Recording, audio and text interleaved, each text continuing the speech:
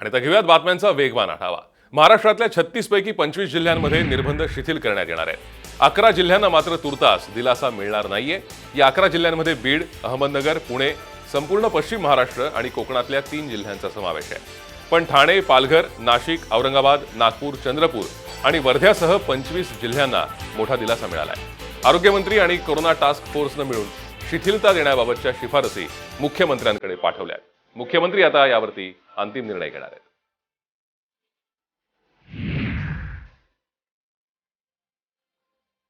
सोलापूर जिल्ह्यात गेल्या 10 दिवसात 613 मुलांना कोरोनाची बाधा झाली आहे। तिसऱ्या लाटेचा मुलांना सर्वाधिक धोका असल्याचं बोललं जात असतानाच बाधित मुलांच्या या संख्येमुळे चिंता व्यक्त होतीये।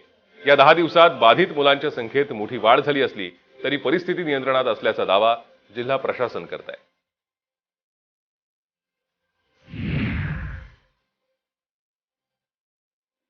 नगर जिल्हा कोरोनाचा नवा हॉटस्पॉट ठरतोय। 1224 इतक्या नव्या रुग्णांची संख्या नगरमध्ये दिसून आली आहे। शासनाकडून सातत्यानं कोरोना नियमांचं पालन करण्याचं आवाहन करण्यात येतंय, मात्र नागरिक त्याकडे दुर्लक्ष करत असल्यानं नगरमध्ये पुन्हा एकदा कोरोनानं डोकं वर काढल्याचं दिसतंय।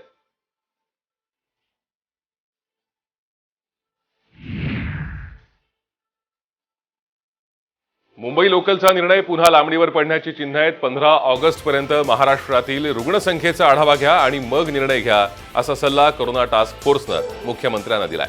तोपर्यंत लोकलचा निर्णय राखून ठेवा, असंही उद्धव ठाकरेंना सुचवण्यात आलंय।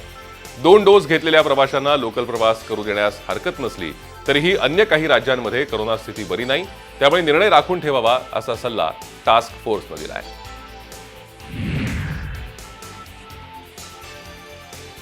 अहमदनगर जिल्ह्यातल्या 5 तालुक्यांमध्ये कोविड रुग्णांची संख्या वाढली आहे। त्यातच संगमनेर शहरासह तालुक्यातल्या पठार भागातून मोठ्या संख्येनं रुग्ण समोर येऊ लागल्यानं जिल्हाधिकारी डॉक्टर राजेंद्र भोसले यांनी पठार भागातील 20 गावात उद्यापासून 10 दिवस कडक लॉकडाऊन करण्याचे आदेश दिले।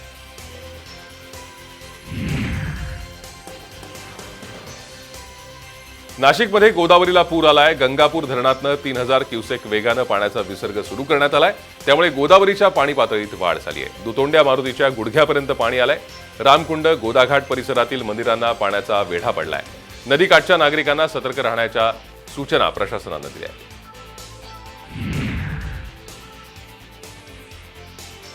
हवामान खात्यानं या आठवड्यात कोयना धरण क्षेत्र आणि परिसरात अतिवृष्टीचा अंदाज वर्तवलाय, तर या आठवड्यात अतिवृष्टी झाली तर पुन्हा कृष्णेच्या पाणी पातळीत वाढ होण्याची शक्यता आहे। जवळपास 40 ते 42 फुटांवर पाणी पातळी जाऊ शकते, त्यामुळे नदीकाठच्या गावांना सतर्क राहण्याचा इशारा देण्यात आलाय।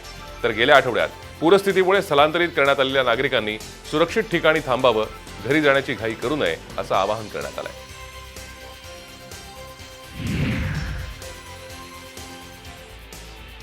परभणीत झालेल्या अतिवृष्टीमुळे 242 गावांना फटका बसलाय। या पावसानं 90 हेक्टरवरील फळपिकांचं नुकसान झालंय। जिल्ह्यात आतापर्यंत 84% पाऊस झालाय, तर मुसळधार पावसानं शेतकऱ्यांवर दुबार पेरणीचं संकट ओढवलंय। भाजीपाल्याचंही या पावसानं मोठं नुकसान केलंय, त्यामुळे शेतकऱ्यांकडून आता मदतीची मागणी होऊ लागली आहे।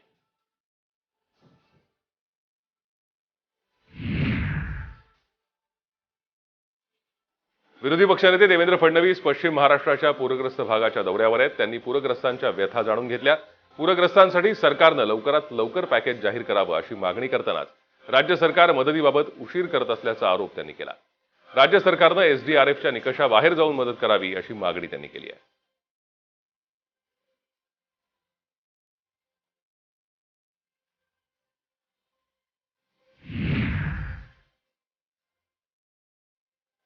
नुकसानग्रस्तांसाठी लवकरच पॅकेज घोषित केलं जाण्याचे संकेत आदित्य ठाकरेंनी दिलेत।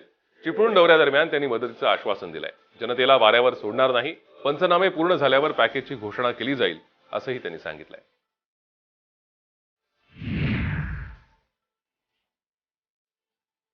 नितीन राऊत यांनी पत्रकार परिषदेतनं काढता पाय घेतला। चिपळूण दौऱ्यावरती पूरग्रस्त भागाची पाहणी करण्यासाठी ते गेले होते। दरम्यान व्यापाऱ्यांना वीज बिलात सूट देणार का, असा प्रश्न व्यापाऱ्यांनी विचारला। यावेळी नितीन राऊत गोंधळलेले दिसले। या प्रश्नाचं उत्तर न देताच ते पत्रकार परिषदेतनं बाहेर पडले।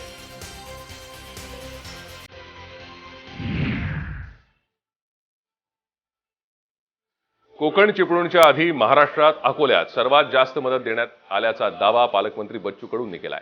अकोट तालुक्यातल्या आसेगाव बाजारमध्ये पूरग्रस्तांना जीवनावश्यक वस्तूंचं वाटप करण्यात आलं, तर पणोरी गावातल्या पुरात वाहून गेलेल्या व्यक्तीच्या कुटुंबियांची बच्चू कडूंनी भेट घेतली, त्यांनाही मदत देऊ केली.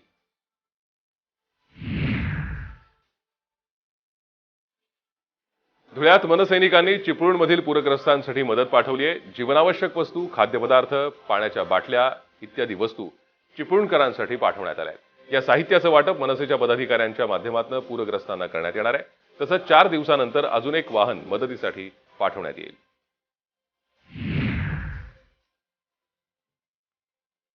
कोकण आणि पश्चिम महाराष्ट्रात आलेल्या महापुरामध्ये लोकांचं मोठ्या प्रमाणात नुकसान झालंय. दरम्यान शिवसेनेच्या वतीनं पूरग्रस्तांना मदत करण्याचा निर्णय घेण्यात आलाय.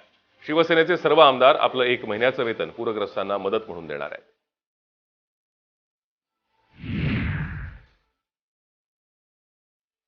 पूरग्रस्तांच्या मदतीसाठी अभिनेत्री दीपाली सय्यद पुढे आली आहे. दीपाली भोसले सय्यद चॅरिटेबल ट्रस्टच्या वतीनं पूरग्रस्तांना मदत केली जाणार आहे. कोल्हापूर, रत्नागिरी, रायगड या पूरग्रस्त भागातील लोकांच्या पुनर्वसनासाठी 10 कोटींची मदत जाहीर करण्यात आली आहे.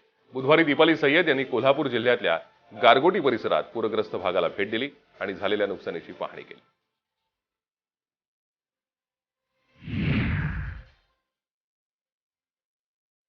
शिवशाहीर बाबासाहेब पुरंदरे यांनी आज 100व्या वर्षात पदार्पण केलंय. त्यांच्या वाढदिवसानिमित्त सर्व स्तरात त्यांच्यावर शुभेच्छांचा वर्षाव होतोय. राज ठाकरे सध्या पुणे दौऱ्यावर आहेत. त्यांनीही बाबासाहेब पुरंदरे यांना शुभेच्छा देण्यासाठी त्यांच्या घरी त्यांची भेट घेतली. राज ठाकरेंनी शाल आणि पुष्पगुच्छ देऊन बाबासाहेबांना शुभेच्छा दिल्या.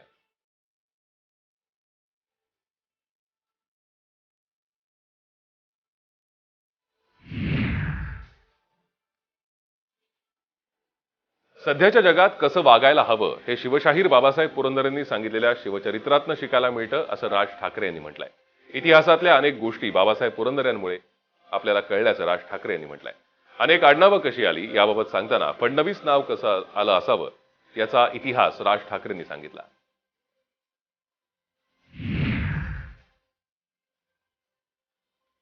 आपल्या भूमिका स्पष्ट आहेत. आपल्या भूमिका राज्य आणि देशाच्या हिताच्या आहेत, असा टोला मनसे अध्यक्ष राज ठाकरेंनी भाजपला लगावलाय.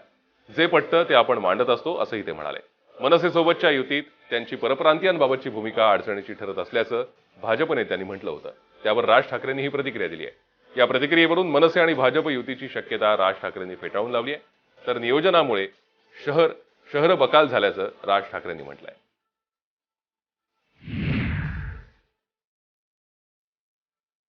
अवेळी बोलणं, जास्त बोलणं हे पवार कुटुंबीय कधीच करत नाहीत. या गोष्टी रोहित पवारांनी आपल्या आजोबांकडून शिकल्या पाहिजेत, असा सल्ला नितेश राणेंनी दिलाय.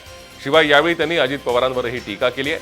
नारायण राणेंनी कुठली भाषा वापरावी हे अजितदादांनी सांगावं, हे म्हणजे राज कुंद्रांनी कुठला चित्रपट पाहावा हे सांगण्यासारखं आहे, असं नितेश राणे म्हणाले.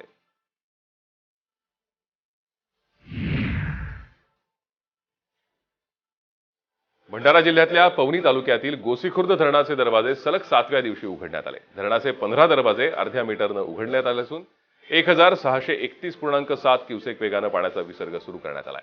धरणाच्या पाणलोट क्षेत्रात मुसळधार पाऊस सुरू असल्याचं यावेळी सांगण्यात आलंय. त्यामुळे धरणाचे दरवाजे उघडण्यात आले.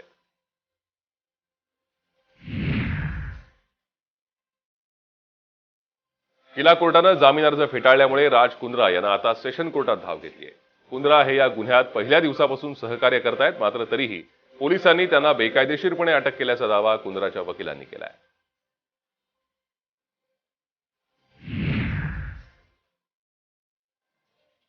चंद्रपूर महापालिकेच्या सर्वसाधारण सभेत आज अभूतपूर्व गोंधळ पाहायला मिळाला. भाजप आणि काँग्रेसच्या सदस्यांमध्ये बाचाबाची झाली आणि शिवीगाळ झाली. यामुळे आमसभा गुंडाळावी लागली. विविध योजनांमध्ये अपहार आणि भ्रष्टाचार झाल्याचा आरोप विरोधकांनी केला. यावर महापौर राखी कंचरावार इतक्या संतापल्या की त्यांनी या सदस्यांवर नेमप्लेट भिरकावली. यानंतर स्थायी समिती सभापती रवी आसवानी आणि काँग्रेस नगरसेवक नंदू नगरकर यांच्यात बाचाबाची झाली. नंतर धक्काबुक्की सुरू झाली. प्रकरण तापत असल्याचं लक्षात येताच आयुक्त राजेश मोहिते आणि उपस्थित सदस्यांनी दोघांना वेगळं केलं. यावेळी शिवीगाळ झाल्याचंही या चित्रीकरणात ऐकायला मिळत आहे. तहसील कार्यालयावरून उडी मारून युवकांना आत्महत्येचा प्रयत्न केलाय. फलटण तहसील कार्यालयात ही घटना घडली आहे. नंदू पवार असं या तरुणाचं नाव असून त्याला घरकुल मंजूर झालंय. मात्र कार्यालयात खेटे घालून सुद्धा दस्त नोंदणी झाली नाही. अशातच कोरोना आणि लॉकडाऊनमुळे आर्थिक परिस्थिती खालावली. या सगळ्याच्या तणावातून त्यानं आत्महत्येचा प्रयत्न केला.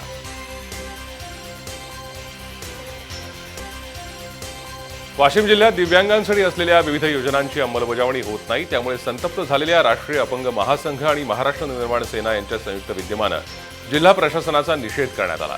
जिल्हाधिकारी कार्यालयावरती तिरडी आंदोलन काढण्यात आलं। यावेळी मोठ्या प्रमाणात अपंग बांधव सहभागी झाले होते। ठाण्यातल्या मनोरुग्णालयाचा वीज पुरवठा खंडित करण्यात आलाय। 3 महिने या मनोरुग्णालयानं वीज बिल न भरल्यानं ही वीज बंद करण्यात आली आहे। त्यामुळे मनोरुग्णालयाचं कामकाज ठप्प झालंय। मनोरुग्णालयातील वैद्यकीय अधिकाऱ्यांनी विद्युत विभागाच्या बाबतीत नाराजीचा सूर व्यक्त केलाय।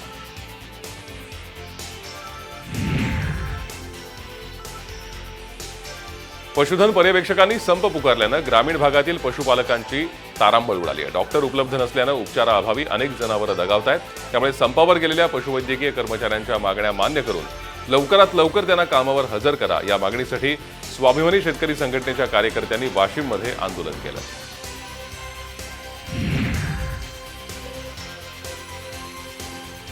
कायनाईट खाण सुरू करण्याच्या मागणीसाठी राष्ट्रवादी काँग्रेसनं चक्काजाम आंदोलन केलं। भंडारा जिल्ह्यातल्या लाखांदूर तालुक्यात असलेली ही कायनाईट खाण 30 वर्षांपूर्वी बंद झाली आहे। त्यामुळे परिसरातील जवळपास 30 गावांचा रोजगार बुडालाय। दरम्यान या आंदोलनानंतरही केंद्र सरकारला जाग आली नाही तर तीव्र आंदोलन करण्याचा इशारा देण्यात आलाय।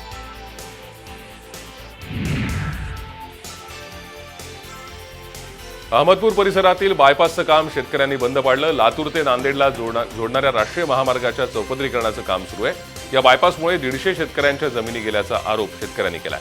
दरम्यान जिल्हाधिकाऱ्यांनी शेतकऱ्यांच्या तोंडाला पानं पुसल्याचा आरोप शेतकऱ्यांनी केला।